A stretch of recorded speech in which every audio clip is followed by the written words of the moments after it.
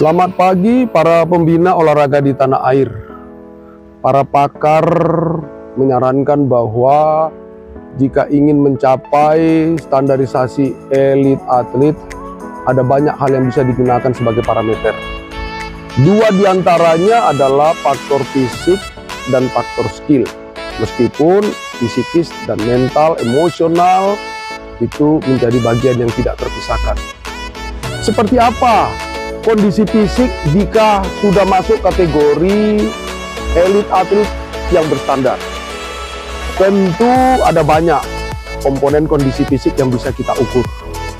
Bisa berupa strength conditioning, bisa berupa kecepatan, speed, bisa juga berupa daya tahan. Tiga hal ini secara umum sering digunakan untuk mengukur standarisasi elit atlet. Mulai dari level kabupaten, kota, kemudian provinsi, nasional, dan bahkan internasional. Jika negara mampu menggunakan standarisasi elit atlet mulai dari tingkat provinsi, katakan begitu. Salah satunya diukur daya tahannya. Alat ukur daya tahan banyak memang, tapi salah satunya bisa VO2 max. Katakanlah semua atlet yang bermain di Kejurda maupun di Porda minimal khusus untuk olahraga yang membutuhkan daya tahan tinggi memiliki VO2 max dengan skor 40 misalnya.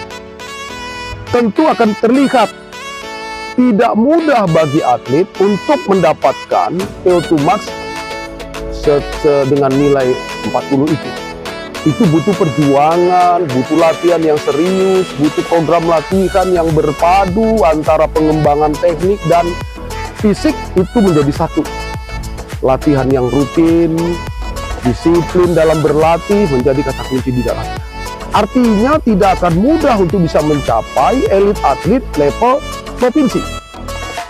Jika dia meningkat prestasinya sampai ke level atlet nasional misalnya, tentu kita membuat, kalau kita menggunakan standarisasi elit atlet level nasional, katakanlah misalnya untuk olahraga-olahraga yang membutuhkan daya tahan tinggi itu minimal 60. Semua atlet yang bertanding di Kejurnas, katakanlah begitu, atau pertandingan-pertandingan yang setara dengan tingkat nasional, semua menggunakan patokan daya tahan dengan tes VO2 max 60 misalnya. Tentu tidak banyak lagi atlet-atlet yang berangkat ikut Kejurda yang tidak punya standar apa-apa, hanya diikutkan. Begitu juga di nasional, tidak punya standar apa. Kita belum mengukur kemampuan tekniknya. Kita baru mengukur daya tahan saja sudah terfilter. Tidak berbondong-bondong pergi ke tempat atau ke event-event Kejurnas tanpa jelas standarisasi kompetensi atau kualitas penampilannya. Ada banyak anggaran yang terhemat di sana, karena pada umumnya baik yang ikut Kejurda maupun ikut Kejurnas, dengan tidak adanya standarisasi kualitas penampilannya, sangat mungkin yang berangkat ke sana dengan kualitas masih rendah, mungkin masih level kabupaten kota, tapi karena direkomendasikan harus mengikuti Kejurnas. Inilah harapan kita, maka gunakanlah standarisasi yang jelas.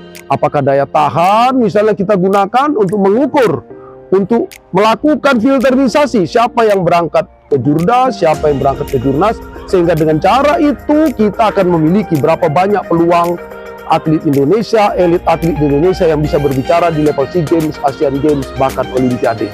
Tanpa itu sepertinya kita akan sulit, karena semua bercampur aduk menjadi satu dan mengklaim dirinya bahwa dia layak untuk bermain di SEA Games, Asian Games, Olimpiade. Dan ini tentu hasilnya tidak bisa diharapkan lebih dari apa yang kita pertimbangkan. Standarisasi elit atlet internasional tentu berbasis standarisasi elit atlet nasional. Pengembangan akan terjadi menuju ke yang lebih tinggi. Sekian.